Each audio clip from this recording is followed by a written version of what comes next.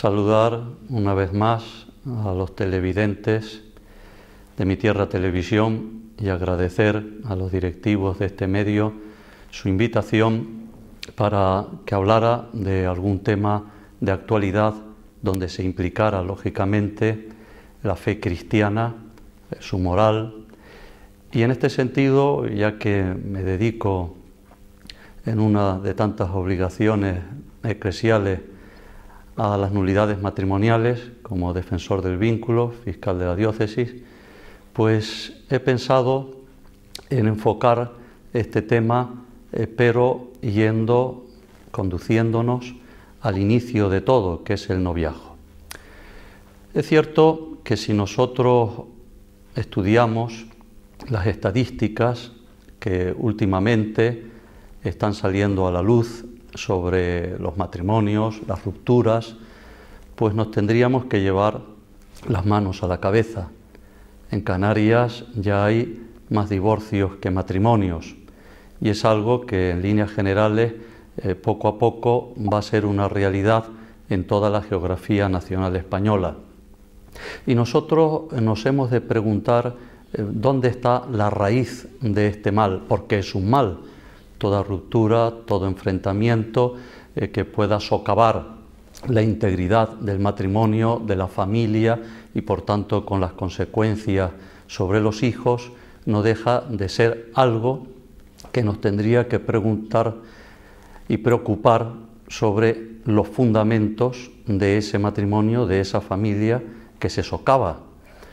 Y nosotros hemos de pensar muy mucho, no tanto en lo que jurídicamente encontramos como razones para una ruptura matrimonial o para una nulidad en el ámbito eclesial.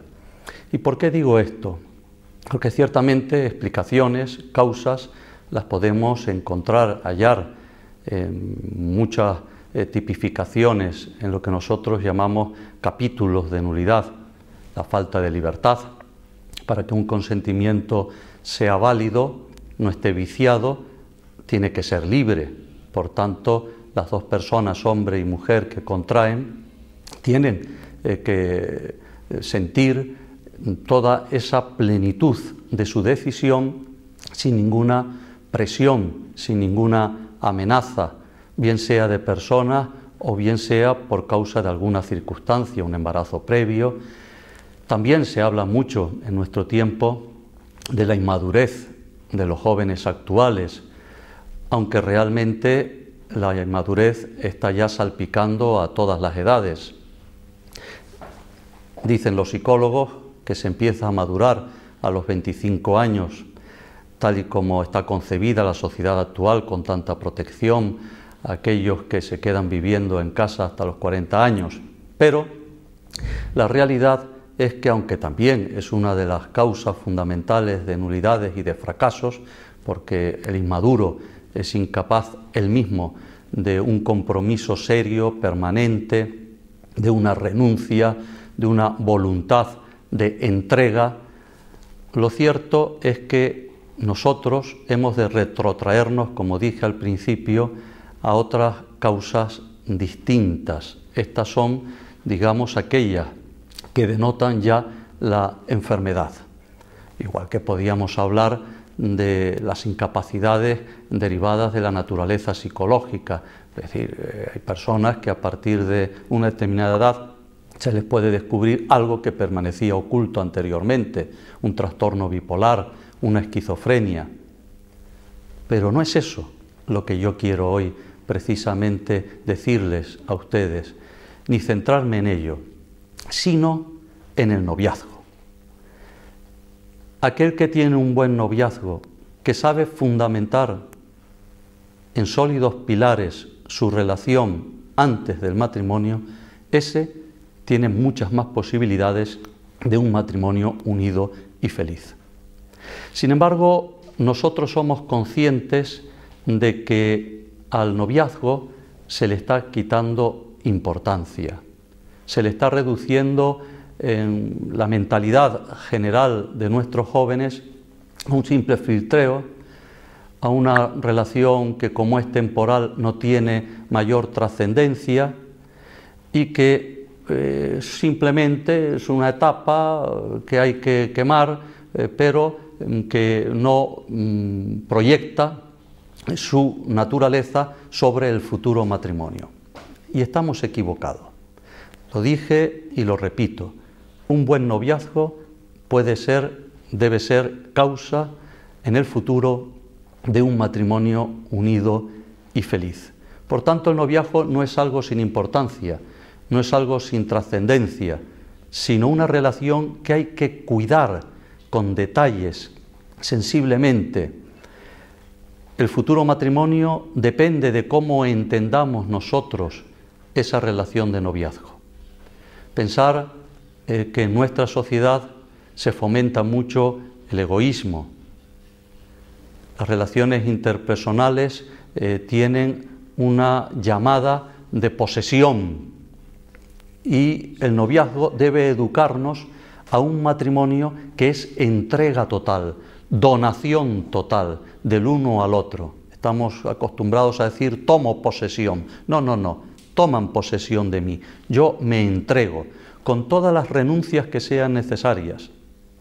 Si lo hacemos mirando a un extremo de pensamiento contrario, entonces el fracaso está anunciado.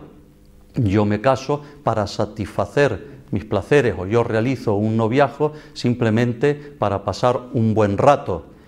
El noviazgo queda manifestado en mis encuentros en las discotecas, en las fiestas, entre el alcohol, pero sin ningún proyecto de futuro, sin hablar seriamente de aquello que va a unirnos durante décadas, si así Dios lo quiere, que lo quiere, y ustedes están dispuestos, si algún novio o novia me está escuchando.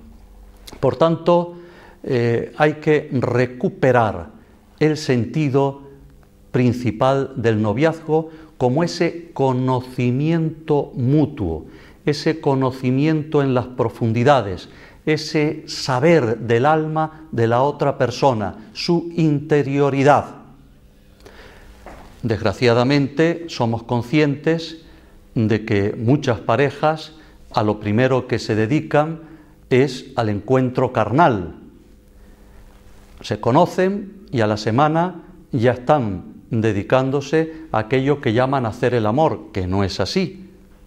En todo caso, sería cuasi por la falta de conocimiento precisamente, que es lo que caracteriza a la persona, el conocerse en profundidad, intus leyere, leer dentro del otro, y lo convertimos simplemente en un acto de manifestación animal, sin amor.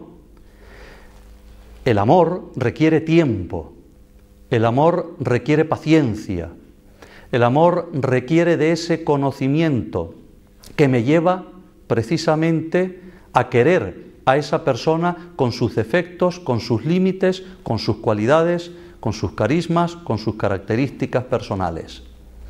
Hoy nosotros tenemos lógicamente que enfrentarnos no solamente a una mentalidad social, sino a cómo se ha generado esa mentalidad social también en las leyes. Leyes promiscuas, leyes que te hablan del divorcio exprés, convirtiendo el matrimonio en un contrato basura. Leyes que por otra parte promocionan continuamente el que a los 12, 11 años, con la educación para la ciudadanía o con cualquier otra visión sesgada de la ética personal, de la moral, lleva pues que a los niños se les incite ya regalándoles preservativos a los 12 años a que tengan precisamente, como decía antes, una vida, unas relaciones promiscuas. Pues esto es lo que nos lleva precisamente a que desaparezca el matrimonio poco a poco de la visión de muchas personas. Es mejor, por un lado, cualquier relación temporal, como parejas de hecho, o cualquier relación que se pueda romper, algunos matrimonios civiles, tal y como los conciben, que el matrimonio canónico que te pide que sea para toda la vida. Pero claro, volvemos otra vez a la causa, a la raíz principal de toda esta problemática. Nosotros hemos perdido de vista qué significa el matrimonio. Como fundación de esa familia en la que precisamente se van a desarrollar los niños y los más jóvenes en ese amor que contemplan a los padres, en los padres. Pensemos en esa capacidad, como diría la primera carta de San Pablo a los Corintios, de perdonar, de no llevar cuentas del mal, de estar siempre con esa capacidad de servicio a la otra parte. Todo esto está desapareciendo de la visión de nuestra gente. Y es lo que hay que recuperar, aunque para eso haya que quitar del medio de nuestra mirada todo aquello que hace relación a estas leyes, a este sistema educativo, a todo aquello que pueda perturbar el orden natural de las cosas. Por lo cual, la familia, y aquí me quiero dirigir a ellos, tienen que crear ese hogar donde el calor del amor reine de tal manera que los jóvenes, ya desde niños, vayan aprendiendo cómo amar y cómo relacionarse en la amistad y en la coronación de esa amistad que es el encuentro entre un chico y una chica cuando llegan al matrimonio. Amistad entre hombre y mujer, coronado en la permanencia, en la fidelidad para siempre. Hemos equivocado las cosas, no damos tiempo a madurar nuestras relaciones y no le damos tiempo porque en esta vida tipo de estresada que llevamos, todo son actividades, correr de un lado para otro, de fiesta en fiesta, sin sentarse a hablar, sin sentarse a tomarse como antes un café la pareja y estar ciertamente hablando horas, el uno y el otro, no de los demás, sino de sí mismo y de su relación.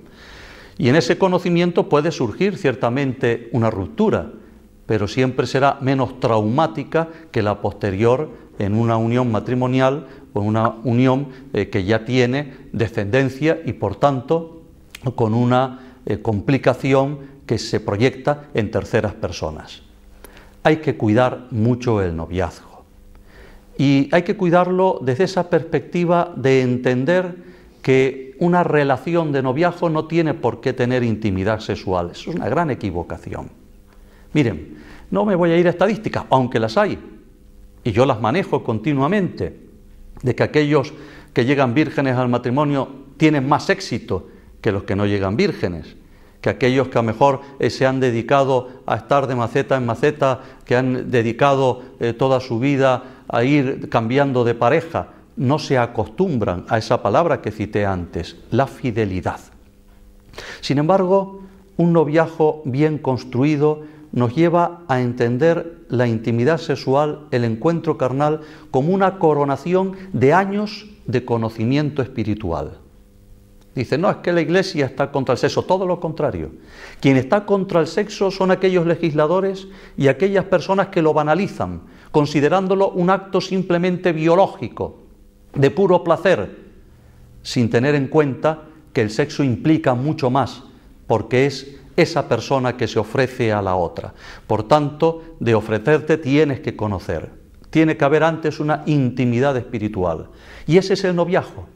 Intimar espiritualmente durante un tiempo largo o menos largo, pero en el que después se concluya ya en el matrimonio con ese encuentro carnal, con ese encuentro de las dos personas que se entregan mutuamente ya para siempre.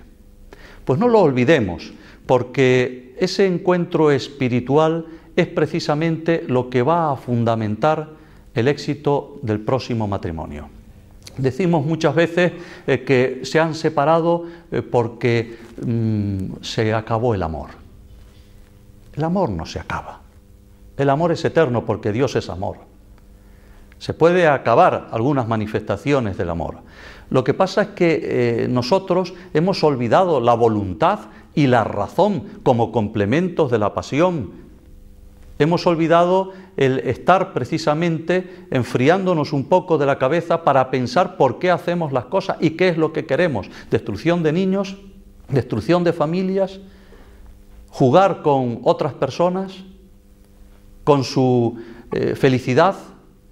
¿O de verdad queremos a la gente de tal manera que deseamos nuestra felicidad y la de los demás y la de los que vengan en el futuro? Pues entonces plantéate ese noviazgo como ese encuentro espiritual de conocimiento mutuo y profundo, con un proyecto de vida. Yo cuando hago los interrogatorios y les pregunto a los matrimonios que han fracasado, bueno, ¿y habíais hablado alguna vez de tener hijos? Ah, pues no. Y por eso nos enfrentamos, porque pues uno quería y el otro no. ¿Y por qué no hablasteis de eso? ¿Y habíais hablado alguna vez de la fidelidad como fundamento? Ah, pues no. Como estamos acostumbrados a otras formas de relaciones. ¿Y habéis hablado alguna vez de cómo educar a los hijos espiritualmente? Ah, pues no. Por eso ahora nos enfrentamos. Uno quiere bautizarlo y el otro no. No ha habido un proyecto común. Y esto tiene que hacernos reflexionar a todos para poder así comprender que todos estos fracasos son consecuencias de un previo noviazgo que no respetó las etapas, los tiempos. Al amor hay que darle tiempo. Y si uno fracasa, como dije antes, en un noviazgo, pues bendito sea Dios. Ese trauma es pasajero, pero ciertamente un trauma multiplicado a más personas en un matrimonio no fundamentado en las bases sólidas de ese amor que es fiel, eso sí que realmente trae como consecuencia verdaderos traumas en muchas personas, especialmente en los más pequeños. Ha llegado el momento, por tanto, de que cambiemos, como dicen ahora, el chip, es decir, cambiemos de mentalidad. El noviazgo es algo muy serio y no se puede jugar con esa palabra, ni de bromas. Hombre, algún chiste puede contarse, pero no se trata de estar continuamente diciendo este es mi novio, este no sé cuánto, porque estamos perdiendo el sentido original de esa que no es institución, pero que es una preinstitución. Así que fundamentar un noviazgo ya desde la perspectiva cristiana requiere, además de todo esto que hemos dicho, el que la pareja cristiana crea en el poder de la oración, de los sacramentos, de la confesión, de la comunión. Había un dicho que se repitió durante mucho tiempo, y en Tenerife también. Yo era pequeño y fui a la concentración cuando el padre Peyton visitaba todos los lugares del mundo rezando el rosario y fomentando ese rosario en la vida familiar, en esa familia que es iglesia doméstica. Decía la frase: familia que reza unida permanece unida. Por tanto, un noviazgo que los novios se llaman cristianos y no acuden a la iglesia, no rezan en común. Todo es los aspectos superficiales, banales de los que hablábamos antes. Una pareja que no es capaz, como novios que son, de irse a consagrar en un sentido de la palabra general, de decirle: Señor, consagramos nuestro amor a ti. Queremos de verdad ser fieles. Queremos de verdad servirnos mutuamente, donarnos, entregarnos totalmente. Una pareja que no pide auxilio a Dios, sino que considera que ellos tienen la fuerza suficiente para poder solventar todos los problemas que vayan surgiendo en su relación, esa pareja está condenada al fracaso. Como está condenada al fracaso una persona que no reconozca sus errores, que no pida ayuda a Dios, que no solicite el auxilio de los demás. Nosotros estamos llamados, por tanto, como cristianos, a sentir todo aquello que realicemos como una llamada de Dios, una vocación.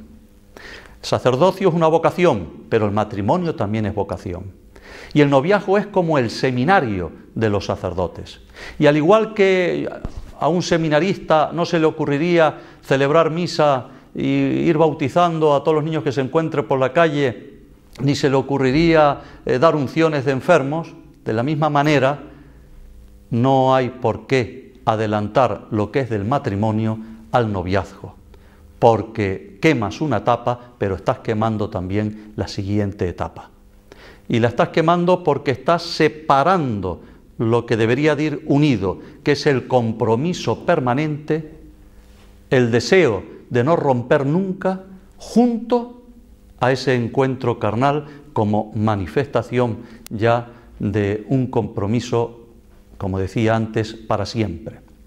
Pues esto no lo olvidéis, no adelantéis acontecimientos, sed pacientes, saber renunciar, saber poco a poco entender la razón, el motivo de un noviazgo. Y yo os aseguro que entenderéis mucho más después el futuro matrimonio. Un noviazgo que no se construye en la renuncia es un matrimonio que no va a saber renunciar a nada entre ellos o ellos considerados individualmente, por lo cual se enfrentarán. Un noviazgo donde no hay abnegación es un futuro matrimonio donde tampoco hay esa entrega mutua. Un noviazgo donde no hay carácter de servicio en todo aquello que realizamos es un futuro matrimonio donde ciertamente el egoísmo reinará, el egocentrismo, incluso en extremos la egolatría, y eso haría desaparecer ese matrimonio. Por tanto, como veis, lo más fundamental del matrimonio se construye en el noviazgo. No es el aspecto carnal, normalmente, en el 98% de los casos, la causa de la ruptura del matrimonio. Son aspectos espirituales, de trato mutuo. Y eso es lo que hay que construir, repito, en el noviazgo. No hagamos las cosas al revés, diciendo como nos va bien en la carne, en el noviazgo, después nos va a ir bien. No, ahí no se puede fundamentar. Esto es la manifestación propiamente de un matrimonio que ha estado antes íntimamente unido en el noviazgo, en lo espiritual. Por ello, todas estas virtudes que a ti te gustaría que reinaran en un matrimonio, llévalas a cabo en el noviazgo. Y procura ir limando las asperezas, todo aquello que pueda contribuir a una ruptura ya en ese noviazgo. Miren, el Papa lo ha repetido muchas veces, y antes del Papa Benedicto, Juan Pablo II, el amor humano es algo muy serio. No es algo que tengamos que animalizar, ni jugar con ello, sino precisamente tratarlo desde el aspecto sagrado.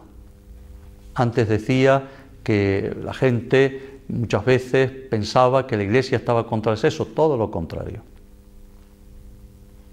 La Iglesia considera el sexo algo sagrado, algo querido por Dios.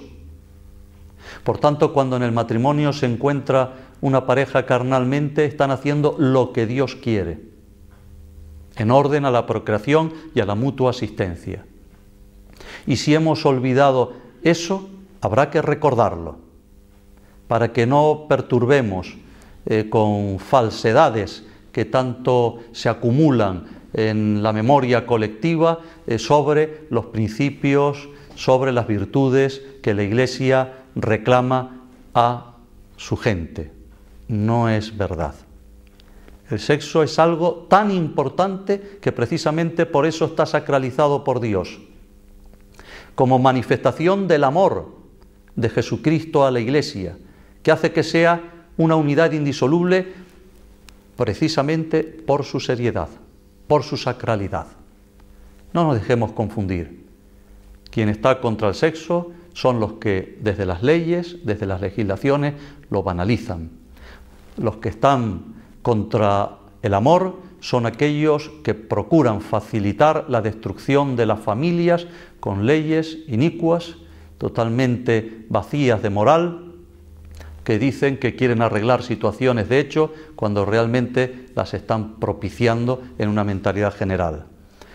Cuando alguien se encuentra con estos jóvenes que no tienen relación, referencias de mayores, de amor en un matrimonio, porque no las han podido contemplar ya que son hijos de 3 padres y de 3 madres, porque todo se ha mezclado de mala manera, habría que preguntar quién empezó con estas ideas y quién causó todo esto que nos ha llevado a la consecuencia de tener hoy que hablar del noviazgo como futuro matrimonio, para que entendamos que el amor debe ser algo muy profundo y nada superficial, nada que se quede en la piel, sino que interiorice precisamente en el espíritu y en el alma de cada miembro de la pareja. Bueno, pues queridos novios, a saber comportarse para que el día de mañana, cuando os case un sacerdote, pueda decir: lo que Dios ha unido, que no lo separe ningún hombre, aunque sea juez.